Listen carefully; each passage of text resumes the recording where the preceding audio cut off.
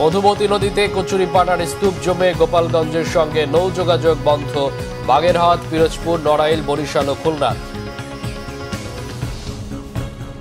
দেখছিলেন ground cement সংবাদ শিরোনাম, এবার বিস্তারিত।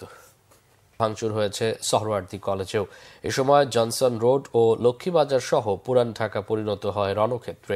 হাসপাতালের স্বাভাবিক কার্যক্রম ব্যাহত হবার পাশাপাশি রোগীদের মধ্যেও আতঙ্ক ছড়িয়ে পড়ে। এতে বিক্ষোভে কয়েক ঘণ্টা যান চলাচল বন্ধ থাকায় দুর্ভোগে পড়ে সাধারণ মানুষ। রিপোর্ট জিয়াউল হক সবুজের। ডক্টর মাহবুবুর রহমান মোল্লা কলেজের শিক্ষার্থী অভিজিতের ভুল চিকিৎসায় মৃত্যুকে কেন্দ্র করে পুরান ঢাকার ন্যাশনাল মেডিকেলে ব্যাপক ভাঙচুর চালায় বিক্ষুব্ধ শিক্ষার্থীরা। অপমৃত্যুর প্রতিবাদ ও বিচারের দাবিতে দুপুর থেকে সেখানে বিক্ষোভ করেন রাজধানীর প্রায় 20টি কলেজের শিক্ষার্থীরা। এ সময় প্রধান ফটক বন্ধ করে বিক্ষোভ ও ভাঙচুর করা হয়। সেখানে ভাঙচুর চালানো হয় কলেজের অ্যাম্বুলেন্সেও।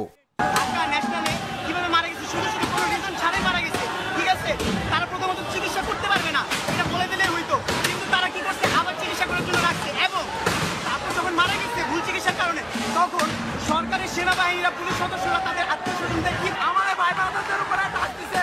আমরা কোনো সময় চাইতাম না যে আমাদের ভাই ব্রাদারদের উপর টাচ দেখ, শুধু টাচ দিবে। এর প্রতিবাদ আমরা জানাইতে আসছি। এইসব আমাদের নিষিদ্ধ করতে হবে। মাননীয় প্রধানমন্ত্রী বা প্রধান উপদেষ্টাকে আমরা অনুরোধ করবো, সকল প্রতিষ্ঠানে ছাত্র রাজনীতি বন্ধ ঘোষণা করা হোক। এ সময় পুরান ঢাকার জনসন রোড এলাকা পরিণত হয় রণক্ষেত্রে।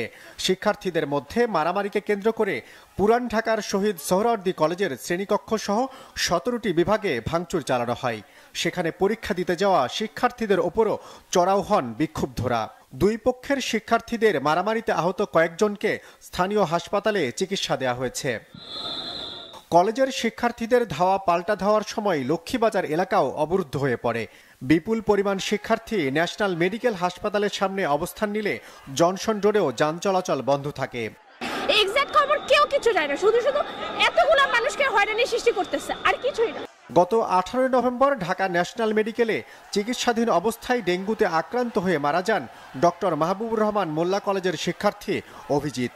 তার মৃত্যুর জন্য ভুল চিকিৎসাকে দায়ী করা হলেও চিকিৎসকদের দাবি ডেঙ্গুর শক সিন্ড্রোমেই মারা গেছেন তিনি। জিয়াউল হক সবুজ, Bangla vision, Dhaka.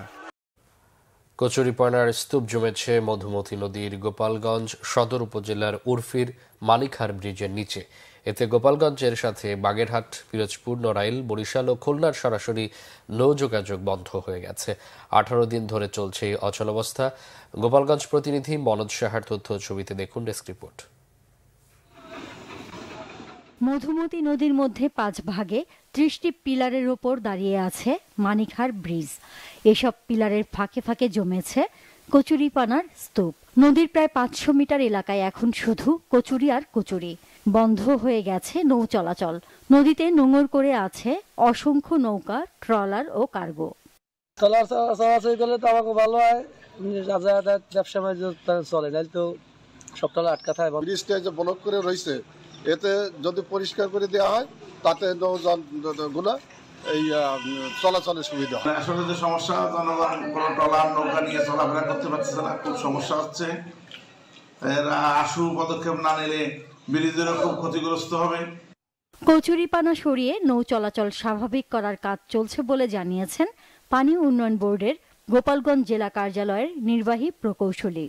Excavator, trawler এবং আধুনিক আরও যন্ত্রপাতি সংযোজন হবে এবং আমরা আশা করছি একটা মেসিভ পরিমাণের কাজ আগামী কয়েকদিনের মধ্যে করে আমরা কচুরিপানা স্বল্প সময়ে অপসারণ করতে পারব। প্রতিদিন এই নৌপথে অন্তত 300 নৌযানে খাদ্য, নির্মাণ সামগ্রী, জ্বালানি, কৃষি পণ্য সহ প্রয়োজনীয় সব পণ্য পরিবহন করা হয়। Bangla vision news desk. এই ছিল এখনকার মতো। পরে সংবাদ সকাল 11টায়। এছাড়া বাংলা ভিশন সংবাদ ও সংবাদ সংশ্লিষ্ট অনুষ্ঠান দেখতে ভিজিট করুন www.bfinews24.com ও facebook.com/banglavisionnews এবং সাবস্ক্রাইব করুন youtube.com/banglavisionnews। এতক্ষণ সাথে থাকায় অসংখ্য ধন্যবাদ।